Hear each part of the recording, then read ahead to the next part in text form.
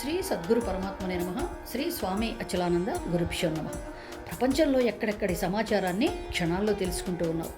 Israel war background గురించి తెలుసుకుంటావు, Kolkata doctor murder mystery గురించి తెలుసుకుంటావు. కానీ నేను ఆత్మని అని మాత్రం నీవు తెలుసుకోలేకపోతూ ఉన్నావు, ఆత్మశక్తిని గుర్తించలేకపోతూ ఉన్నావు.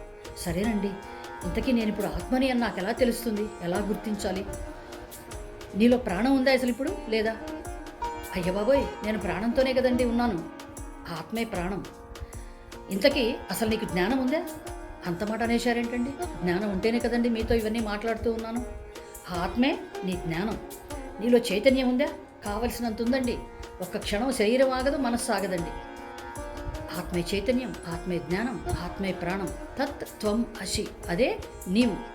ఆ చైతన్యంతో, ప్రాణంతో, జ్ఞానంతో వర్తిస్తూ ఉన్న నేనే ఆత్మని అని గుర్తిస్తున్నావా ఎప్పుడైనా?